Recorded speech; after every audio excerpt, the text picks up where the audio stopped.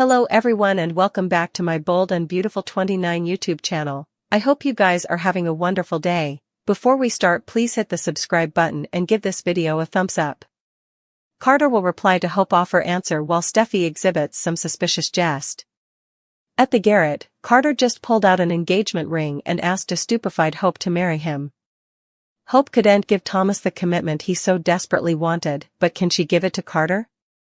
A lot has changed for Hope in recent occurrences, especially now that she knows Liam is terminally ill.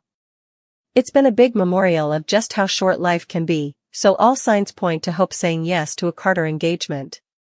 Part of Hope may feel indebted to prove to Liam that she's going to be okay and give him some peace. Rushing into marriage with Carter could be a mistake, but Hope may make him the happiest man alive for now by agreeing to tie the knot. At the Precipice house, Liam and Finn will continue their warm moment.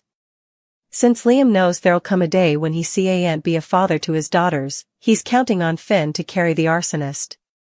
Finn assured Liam that he'd be recognized, so they'll keep agitating Kelly Beth and the delicate road ahead. It'll be hard for Liam to indeed suppose about saying farewell to his precious girls, but he'll get some guidance from Finn in his time of need. At Forrester Creations, Brooke and Ridge will have questions when Steffy gets veritably oral about her support of Hope's bliss. There'll be some talk about Daphne Paris' departure, but Steffy may admit she's lodging for Carter and hope to go the distance as a couple. Ridge and Brooke will find it suspicious for Steffy to suddenly be so Team Hope in all areas of her life. Steffy brought Hope back to the company and will start cheering for her romantic happiness, so Brooke and Ridge will keep feeling like they're missing pivotal information. Ridge and Brooke are indeed missing a critical piece of the mystification since they aren't in the circle on Liam's inoperable brain excrescence yet. Brooke and Ridge will get updates on that horrible news sooner or laterly. Daphne left for Paris while Hope reeled over Carter's engagement ring. At the garret, Hope and Carter reflected on how happy they were to be back together.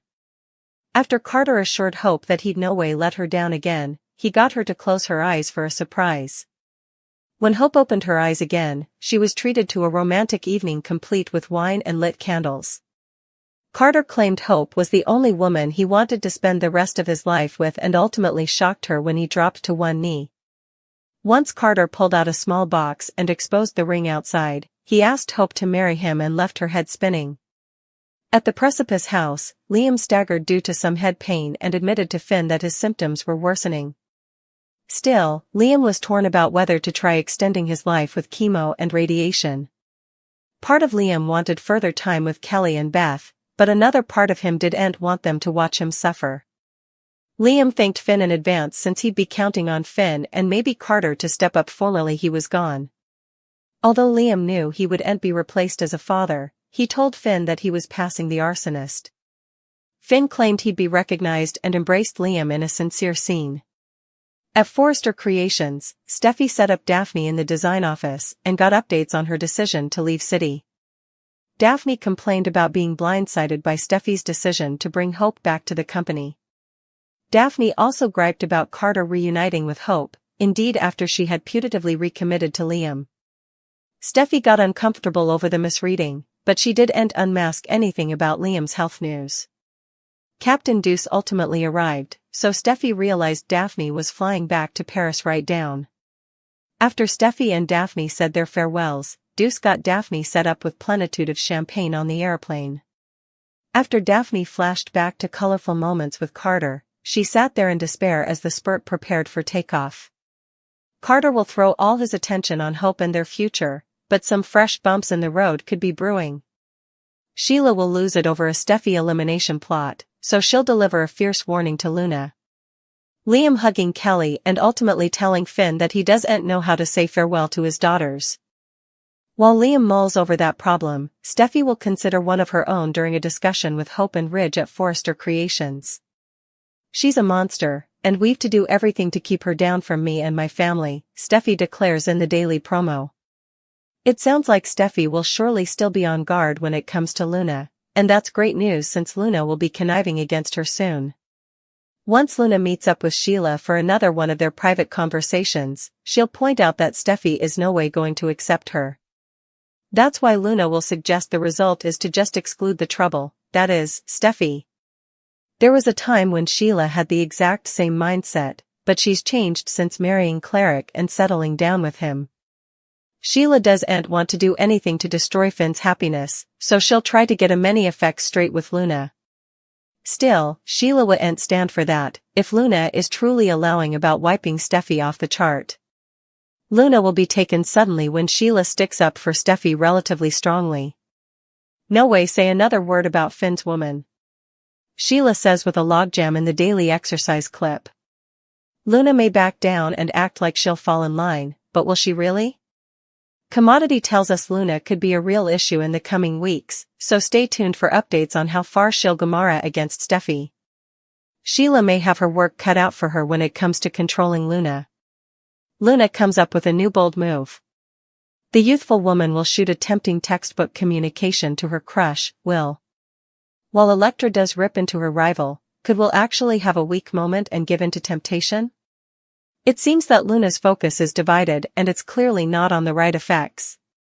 Half the time, Luna is fixated on Finn. Also, the other half of the time, she's featuring about Will. Luna to be allowing about Will again after being rejected by Finn yet again. Perhaps the point is that without her father, Luna's prepossessions turn more dangerous. Back to the present, Luna will get an idea about how to connect with Will. Luna shares her idea with Sheila still. Sheila warns her granddaughter that this isn't a smart move. Luna really should hear to the reformed villain, however, also take the advice, if supervillain Sheila is telling you it'll boomerang.